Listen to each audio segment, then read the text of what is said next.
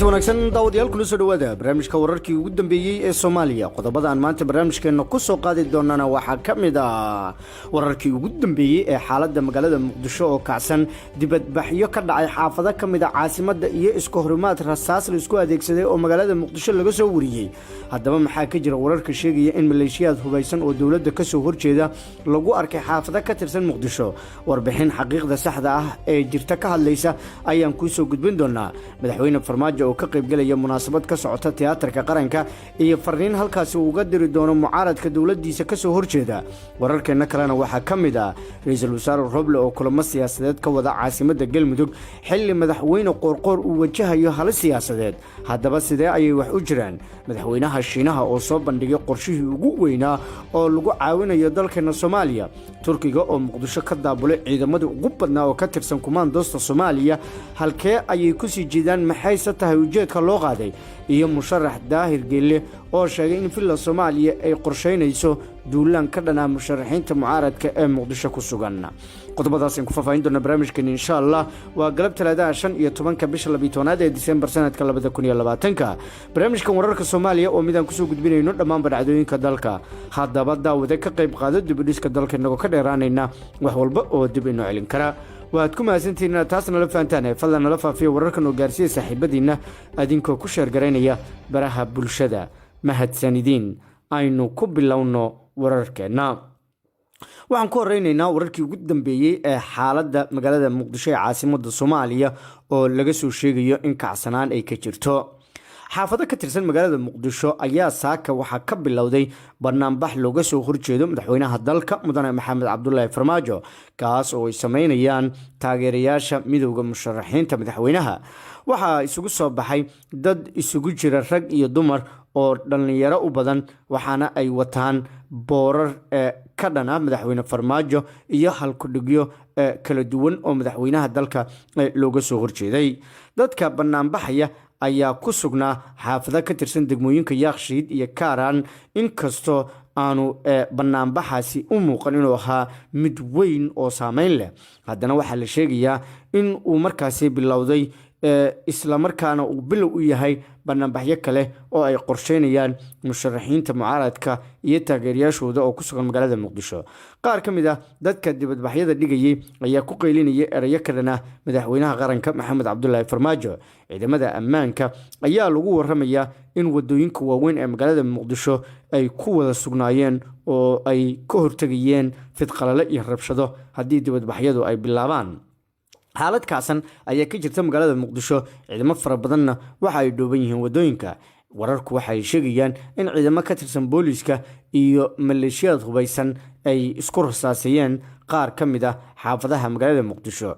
warar soo baxaya ayaa waxay sheegayaan in magaalada Muqdisho lagu arkay maleeshiyad hubeysan oo aan ka tirsanayn ciidamada dawladda Soomaaliya. haddaba baaritaan oo warqaad TV ku sameeyay arrinkaas isla markaana uu dabagal ku sameeyay sawirro lagu baahiyay baraha bulshada ayaan waxaan ku ogaanay in maleeshiyadka hubeysan ee sawirrada laga soo qaaday inaysan ahayn maleeshiyad dawladda ka soo horjeeday, isla markaana ay ahaayeen ciidamo ka tirsan kuwa militariga Soomaaliya oo markaasi allibare ama xus lagu dhigayay xaafad ka tirsan degmada Yaaqshiid ku sugnaa, isla markaana xilligii dibadbax u dhigayay taageerayaasha markaasi musharaxiinta mucaaradka ay sawirro ka soo qaadeen.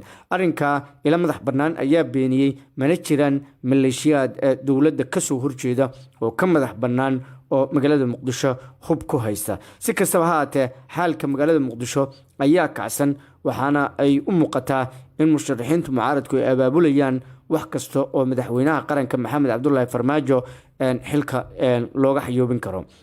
madaxweynaha dalka waxa uu dhiman 54 habeen oo uu ahaan doono madaxweynaha Jamhuuriyadda Federaalka Soomaaliya. kadibna waxaa loo baahan doonaa in baarlamaanku uu u jadiidiyo ama u cusboonaysiiyo ama in uu doorasho wadanka aado oo xaalad doorasho iyadoo lagu jiro uu madaxweynuhu bilooyin ku darsado. intaasi oo dhan waa ay furan yihiin, laakiin wax kasta oo rabshad iyo qarankan dib u dhig u keeni kara waxa aynu ku talin lahayn walaalayaal in laga joogsado. waxaanu u diraynaa fariin cid kasta oo Soomaaliyeed oo markaasi fidno wada ama jecel in rabshad ay bilaabato. Wadankani muddo dheer ayuu rabshad iyo qalalaase iyo dib u dhac ku soo jiray. Waxa wiilkii la dhalay maalintii dowladnimadeena u burburtay uu jiraa 30 sano. Qof 30 sano jira oo aan weligiis dowladnimo iyo kala dambeyn iyo xasilooni arkina waa wax markaasi adduunyadu ay ka yaqiiqsato oo ceeb iyo foolxumo nagu ah. Marka walaalayaal meel kastoo aad joogtaan waxay tahay fariinta uu janalka Warqad TV idiin soo dirayo inaad ka shaqeysaan nabadda, xasiloonida, nabadgelyada iyo markaasi inaad dowladnimadiina ilaashataan. qofku waa uu mudaharaadi karaa, waa uu dibadbixi karaa, laakiin waa in si silmiya oo nabadoon oo dowladdu ay ogtahay, gaar ahaan wasaaradda amniga iyo hay-adaha kale ee amnigu, in loo mudaharaado ama dibadbaxyo loo dhigo. intaasi oo dhan waa talooyinka iyo waxyaabaha tusmooyinka ah oo aanu jecelnahay inaanu ummadeenu la wadaagno. wixii kusoo kordha xaaladda jirta wararkeena dambe ayaan kusoo gudbin doonaa daawadayaal. markana madaxweyne maxamed cabdullaahi farmaajo ayaa ka qayb galaya munaasabad hadda ka soconaysa tiyaatarka qaranka, iyadoo la filayo halkaas inuu fariin uga diro musharaxiinta mucaaradka ah ee kasoo horjeeda. madaxweyne farmaajo ayaa ka qayb galaya munaasabad ka socota tiyaatarka qaranka oo lagu taageerayo qoondada haweenka, waxaana la filayaa in uu munaasabadaas ka jeediyo khudbad uga hadlayo xaaladda doorashooyinka iyo arrimo kale. ammaanka wadooyinka soo gala tiyaatarka qaranka ayaa aada loo adkeeyey, iyadoo ciidamada iyo gaadiidka dagaalka la dhigay ilaa iyo daljirka daasoon. xaaladda magaalada muqdisho ayaa kacsan, waxaana ciidamada amniga ay markaasi xireen wadooyin dhowr ah oo magaalada muqdisho ee caasimadda Soomaaliya ka tirsan. dhanka kale haddii aynu fiirino wararka kale, ra-iisul wasaare Roble ayaa ku sugan magaalada Dhuusamareeb ee caasimadda dowlad goboleedka Galmudug. halkaas kulamo ayuu ka wadaa. wararkii ugu dambeeyay halka naga soo gaaray waxay sheegayaan in ra-iisul wasaare Roble uu la kulmay dhinacyada kala duwan ee bulshada, odayaasha dhaqanka, siyaasiyiinta iyo sidoo kale in uu kulamo la leeyahay madaxweynaha Galmudug. waxaana la sheegayaa in kulamada uu ra-iisul wasaaruhu ka wado Galmudug inay u badan yihiin kuwa miro dhal inay noqdaan, maxaa yeelay maamulka Galmudug ayaa inta badan alliance ama isbahaysi siyaasadeed la ah dowladda federaalka ee Soomaaliya. dhanka kalena madaxweynaha Galmudug Axmed Cabdi Kaariyo Qorqor ayaa waxaa soo food saartay baa leeyahay cabsi xoogan oo ku aadan in xubnaha mucaaradka ay qaadaan tallaabo ka dhan ah sida Warqad TV uu ilo xogogaala ka ogaaday. Qorqor ayaa ka walwalsan in xildhibaanada baarlamaanka dowlad goboleedka Galmudug la soo dhaxmariyo mooshin isla markaana xilka looga xayoobinayo. waxaana uu sheegayaan in siyaasiyiin miisaan culus oo ra-iisul wasaarihii hore uu ka mid yahay xasan cali kheyre iyo madaxweyneyaal hore in ay Galmudug ku lug leeyihiin oo ay kasoo jeedaan. mucaaradka ayaa dhowaan si adag uga hor yimid guddiga doorashada xubno ka mid ah uu soo magacaabay madaxweyne Qorqor oo ay sheegeen in niise iyo ciidamada ammaanka ay ka tirsan yihiin. marka Axmed Qorqor wuxuu wajahayaa siyaasad adag. Axmed Qorqor ayaa isagu waxa uu isbahaysi siyaasadeed oo dhammaystiran uu leeyahay madaxweynaha dowladda federaalka Soomaaliya mudane maxamed cabdullaahi farmaajo, waxaana la sheegayaa in isbahaysi weyn ay yihiin oo uu ka shaqeynayo Axmed Qorqor in farmaajo uu dib u soo laabto. waa hagaag qaybihii dambe ee barnaamijka wararkii ugu dambeeyay ee Soomaaliya ayaan isla soo gaarnay. madaxweynaha Shiinaha Xi Jinping ayaa isniintii sheegay inuu diyaar u yahay inuu madaxweynaha Soomaaliya Maxamed Cabdullaahi Farmaajo kala shaqeeyo xoojinta wada shaqeynta labada dal. Xi Jinping ayaa hadalkan sheegay iyada oo labada madaxweyne ay isdhaafsadeen fariimo isku hambalyeyn ah oo ku aadan 60 sano guuridii ka soo wareegtay markii ay sameysteen xiriirka diblomaasiyadeed labada dal. madaxweynaha Shiinaha ayaa sheegay in barnaamijka BBR loo yaqaano oo ah barnaamij waa PRI waa barnaamij ay ku taageeraan wadamada soo koraya inay Soomaaliya ka fulinayaan. barnaamijkan ayaa Soomaaliya ka caawin kara in kaabayaasha dhaqaalaha ee Soomaaliya ay dib u soo kabsadaan isla markaana dalku uu barwaaqo cagta saaro. ugu dambeyntiina Daahir Maxamuud Geele ayaa madaxtooyada Soomaaliya waxa uu ku eedeeyay in ay qorsheynayso inay weerar ku qaado musharaxiinta mucaaradka. Daahir Maxamuud Geele wasiirka hore warfaafinta dowladda hadda jirta ayaa waxa uu xusay in musharaxiintu uu isagu ka mid yahay ay doonayaan in ay codaynta soo aadan wadar ogol loogu dareero. madaxweynaha waqtigiisu sii dhamaanayo ee Maxamed Cabdullaahi Farmaajo ayuu ku eedeeyay in uu rabo in uu xafiiska kusii joogo ama ku soo laabto si aan ahayn sidii uu ku yimid. madaxweynaha 4 sano oo dalka uu xukumayay ayaa soo martay. dowladda Soomaaliya ma sii ahaan karto mid qof gaar ah leeyahay. Farmaajo ayuu cod dheer ugu baaqay inuu ogolaado doorasho daahfuran oo ku dhacda jawi xasiloon iyo hanaan is-ogol ay ku dhan yihiin. musharaxiinta mucaaradka ayaa qayladhaantoodu aad u badanaysa iyadoo dowladda Soomaaliya ay sii wadato howlahooda la xiriira doorashada Soomaaliya. intaas ayaan kusoo gabagabeynaya barnaamijkeena wararkii ugu dambeeyay ee Soomaaliya tan iyo kulantadeena dambe saaxiibayaal nabadgelyo. kulanti wanaagsan daawadayaal kula soo dhawaada barnaamijka wararkii ugu dambeeyay ee Soomaaliya. qodobada aan maanta barnaamijkeena ku soo qaadi doonana waxaa ka mid ah wararkii ugu dambeeyay ee xaaladda magaalada Muqdisho oo kacsan, dibadbaxyo ka dhacay xaafado ka mid ah caasimadda iyo isku horimaad rasaas la isku adeegsaday oo magaalada Muqdisho laga soo wariyay. haddaba maxaa ka jira wararka sheegaya in maleeshiyaad hubaysan oo dowladda ka soo horjeeda lagu arkay xaafado ka tirsan Muqdisho? warbixin xaqiiqda saxda ah ee jirta ka hadlaysa ayaan ku soo gudbin doonaa. madaxweyne Farmaajo oo ka qaybgalaya munaasabad ka socota tiyaatarka qaranka iyo fariin halkaasi uga diri doono mucaaradka dowladdiisa ka soo horjeeda. wararkeena kalena waxaa ka mid ah ra'iisul wasaare Roble oo kulamo siyaasadeed ka wada caasimadda Galmudug xilli madaxweyne Qoorqoor uu wajahayo hal siyaasadeed. haddaba sidee ayay wax u jiraan? madaxweynaha Shiinaha oo soo bandhigay qorshihii ugu weynaa oo lagu caawinayo dalkeena Soomaaliya. Turkiga oo Muqdisho ka daabulay ciidamadii ugu badnaa oo ka tirsan kumaandoosta Soomaaliya. halkee ayay ku sii jeedaan? maxayse tahay ujeedka loo qaaday? iyo musharax Daahir Geelle oo sheegay in villa Soomaaliya ay qorsheynayso duulaan ka dhanaa musharaxiinta mucaaradka ee Muqdisho ku sugan. qodobadaas aan ku faafahin doona barnaamijkan insha Allah. waa galab Talaada 15 bisha 12 ee December sanadka 2020. barnaamijkan wararka Soomaaliya oo midaan ku soo gudbinayno dhammaan dhacdooyinka dalka. haddaba daawada ka qayb qaado dib u dhiska dalka inagoo ka dheeraanayna wax walba oo dib inoo celin kara. waad ku mahadsantihiin inaad taas nala fahantaan. fadlan nala faafiya wararkan oo gaarsiiya saaxiibadiina adinkoo ku sheergaraynaya baraha bulshada. mahadsanidin. aynu ku bilowno wararkeena. waxaan ku horeynaynaa wararkii ugu dambeeyay ee xaaladda magaalada Muqdisho ee caasimadda Soomaaliya oo laga soo sheegayo in kacsanaan ay ka jirto. xaafado ka tirsan magaalada Muqdisho ayaa saaka waxaa ka bilowday barnaamij looga soo horjeedo madaxweynaha dalka mudane Maxamed Cabdullaahi Farmaajo, kaas oo ay sameynayaan taageerayaasha midowga musharaxiinta madaxweynaha. waxaa isugu soo baxay dad isugu jira rag iyo dumar oo dhalinyaro u badan, waxaana ay wataan boorar ka dhan ah madaxweyne Farmaajo iyo halkudhigyo kala duwan oo madaxweynaha dalka looga soo horjeeday. dadka barnaamijaya ayaa ku sugnaa xaafado ka tirsan degmooyinka Yaaqshiid iyo Kaaraan, inkastoo aanu barnaamijkaasi u muuqan inuu ahaa mid weyn oo saameyn leh. haddana waxaa la sheegayaa in uu markaasi bilowday isla markaana uu bilow u yahay barnaamijyo kale oo ay qorsheynayaan musharaxiinta mucaaradka iyo taageerayaashooda oo ku sugan magaalada Muqdisho. qaar ka mid ah dadka dibadbaxyada dhigayay ayaa ku qaylinayay erayo ka dhan ah madaxweynaha qaranka Maxamed Cabdullaahi Farmaajo.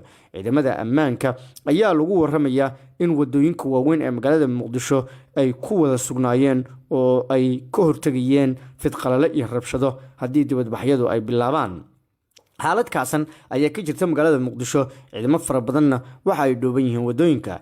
wararku waxay sheegayaan in ciidamo ka tirsan booliiska iyo maleeshiyaad hubaysan ay isku rasaasayeen qaar ka mid ah xaafadaha magaalada Muqdisho. warar soo baxaya ayaa waxay sheegayaan in magaalada Muqdisho lagu arkay maleeshiyaad hubaysan oo aan ka tirsanayn ciidamada dowladda Soomaaliya. haddaba baaritaan oo warqaad TV ku sameeyay arrinkaas isla markaana uu dabagal ku sameeyay sawirro lagu baahiyay baraha bulshada ayaan waxaan ku ogaanay in maleeshiyaadka hubaysan ee sawirada laga soo qaaday inaysan ahayn maleeshiyaad dowladda ka soo horjeeday, isla markaana ay ahaayeen ciidamo ka tirsan kuwa militariga Soomaaliya oo markaasi allibare ama xus lagu dhigayay xaafad ka tirsan degmada Yaaqshiid ku sugnaa, isla markaana xilligii dibadbax u dhigayay taageerayaasha markaasi musharaxiinta mucaaradka ay sawirro ka soo qaadeen. arrinka ila madax bannaan ayaa beeniyey mana jiraan maleeshiyaad dowladda ka soo horjeeda oo ka madax bannaan oo magaalada Muqdisho hub ku haysta. si kastaba ha ahaatee xaalka magaalada Muqdisho ayaa kacsan, waxaana ay u muuqataa in musharaxiinta mucaaradku ay abaabulayaan wax kasta oo madaxweynaha qaranka Maxamed Cabdullaahi Farmaajo xilka looga xayoobin karo. madaxweynaha dalka waxa uu dhiman 54 habeen oo uu ahaan doono madaxweynaha jamhuuriyadda federaalk soomaaliya. kadibna waxaa loo baahan doonaa in baarlamanku uu u jadiidiyo ama u cusbooneysiiyo ama in uu doorasho wadanka aado oo xaalad doorasho iyadoo lagu jiro uu madaxweynuhu bilooyin ku darsado. intaasi oo dhan waa ay furan yihiin, laakiin wax kasta oo rabshad iyo qarankan dib u dhig u keeni kara waxa aynu ku talin lahayn walaalayaal in laga joogsado. waxaanu u diraynaa fariin cid kasta oo Soomaaliyeed oo markaasi fidno wada ama jecel in rabshad ay bilaabato. wadankani muddo dheer ayuu rabshad iyo qalalaase iyo dib u dhac ku soo jiray. waxa wiilkii la dhalay maalintii dowladnimadeena u burburtay uu jiraa 30 sano. qof 30 sano jira oo aan weligiis dowladnimo iyo kala dambeyn iyo xasilooni arkina waa wax markaasi adduunyadu ay ka yaqiiqsato oo ceeb iyo foolxumo nagu ah. marka walaalayaal meel kastoo aad joogtaan waxay tahay fariinta uu janalka Warqad TV idiin soo dirayo inaad ka shaqeysaan nabadda, xasiloonida, nabadgelyada iyo markaasi inaad dowladnimadiina ilaashataan. qofku waa uu mudaharaadi karaa, waa uu dibadbixi karaa, laakiin waa in si silmiya oo nabadoon oo dowladdu ay ogtahay, gaar ahaan wasaaradda amniga iyo hay-adaha kale ee amnigu, in loo mudaharaado ama dibadbaxyo loo dhigo. intaasi oo dhan waa talooyinka iyo waxyaabaha tusmooyinka ah oo aanu jecelnahay inaanu ummadeenu la wadaagno. wixii kusoo kordha xaaladda jirta wararkeena dambe ayaan kusoo gudbin doonaa daawadayaal. markana madaxweyne maxamed cabdullaahi farmaajo ayaa ka qayb galaya munaasabad hadda ka soconaysa tiyaatarka qaranka, iyadoo la filayo halkaas inuu fariin uga diro musharaxiinta mucaaradka ah ee kasoo horjeeda. madaxweyne farmaajo ayaa ka qayb galaya munaasabad ka socota tiyaatarka qaranka oo lagu taageerayo qoondada haweenka, waxaana la filayaa in uu munaasabadaas ka jeediyo khudbad uga hadlayo xaaladda doorashooyinka iyo arrimo kale. ammaanka wadooyinka soo gala tiyaatarka qaranka ayaa aada loo adkeeyey, iyadoo ciidamada iyo gaadiidka dagaalka la dhigay ilaa iyo darjirka daasoon. xaaladda magaalada muqdisho ayaa kacsan, waxaana ciidamada amniga ay markaasi xireen wadooyin dhowr ah oo magaalada muqdisho ee caasimadda Soomaaliya ka tirsan. dhanka kale haddii aynu fiirino wararka kale, ra-iisul wasaare Roble ayaa ku sugan magaalada Dhuusamareeb ee caasimadda dowlad goboleedka Galmudug. halkaas kulamo ayuu ka wadaa. wararkii ugu dambeeyay halka naga soo gaaray waxay sheegayaan in ra-iisul wasaare Roble uu la kulmay dhinacyada kala duwan ee bulshada, odayaasha dhaqanka, siyaasiyiinta iyo sidoo kale in uu kulamo la leeyahay madaxweynaha Galmudug. waxaana la sheegayaa in kulamada uu ra-iisul wasaaruhu ka wado Galmudug inay u badan yihiin kuwa miro dhal inay noqdaan, maxaa yeelay maamulka Galmudug ayaa inta badan alliance ama isbahaysi siyaasadeed la ah dowladda federaalk ee Soomaaliya. dhanka kalena madaxweynaha Galmudug Axmed Cabdi Kaariyo Qorqor ayaa waxaa soo food saartay baa leeyahay cabsi xoogan oo ku aadan in xubnaha mucaaradka ay qaadaan tallaabo ka dhan ah sida Warqad TV uu ilo xogogaala ka ogaaday. Qorqor ayaa ka walwalsan in xildhibaanada baarlamaanka dowlad goboleedka Galmudug la soo dhaxmariyo mooshin isla markaana xilka looga xayuubinayo. waxaana uu sheegayaan in siyaasiyiin miisaan culus oo ra-iisul wasaarihii hore uu ka mid yahay xasan cali kheyre iyo madaxweyneyaal hore in ay Galmudug ku lug leeyihiin oo ay kasoo jeedaan. mucaaradka ayaa dhowaan si adag uga hor yimid guddiga doorashada xubno ka mid ah uu soo magacaabay madaxweyne Qorqor oo ay sheegeen in niisa iyo ciidamada ammaanka ay ka tirsan yihiin. marka Axmed Qorqor waxa uu wajahayaa siyaasad adag. Axmed Qorqor ayaa isagu waxa uu isbahaysi siyaasadeed oo dhammaystiran uu leeyahay madaxweynaha dowladda federaalk Soomaaliya mudane maxamed cabdullaahi farmaajo, waxaana la sheegayaa in isbahaysi weyn ay yihiin oo uu ka shaqeynaya Axmed Qorqor in farmaajo uu dib u soo laabto. waa hagaag qaybihii dambe ee barnaamijka wararkii ugu dambeeyay ee Soomaaliya ayaan isla soo gaarnay. madaxweynaha Shiinaha Xi Jinping ayaa isniintii sheegay inuu diyaar u yahay inuu madaxweynaha Soomaaliya Maxamed Cabdullaahi Farmaajo kala shaqeeyo xoojinta wada shaqeynta labada dal. Xi Jinping ayaa hadalkan sheegay iyada oo labada madaxweyne ay isdhaafsadeen fariimo isku hambalyeyn ah oo ku aadan 60 sano guuradii ka soo wareegtay markii ay sameysteen xiriirka diblomaasiyadeed labada dal. madaxweynaha Shiinaha ayaa sheegay in barnaamijka BBR loo yaqaano oo ah barnaamij waa PRI waa barnaamij ay ku taageeraan wadamada soo koraya inay Soomaaliya ka fulinayaan. barnaamijkan ayaa Soomaaliya ka caawin kara in kaabayaasha dhaqaalaha ee Soomaaliya ay dib u soo kabsadaan isla markaana dalku uu barwaaqo cagta saaro. ugu dambeyntiina Daahir Maxamuud Geele ayaa madaxtooyada Soomaaliya waxa uu ku eedeeyay in ay qorsheynayso inay weerar ku qaado musharaxiinta mucaaradka. daahir maxamed geelle wasiirka hore warfaafinta dowladda hadda jirta ayaa waxa uu xusay in musharaxiinta uu isagu ka mid yahay ay doonayaan in ay codaynta soo aadan wadar ogol loogu dareero.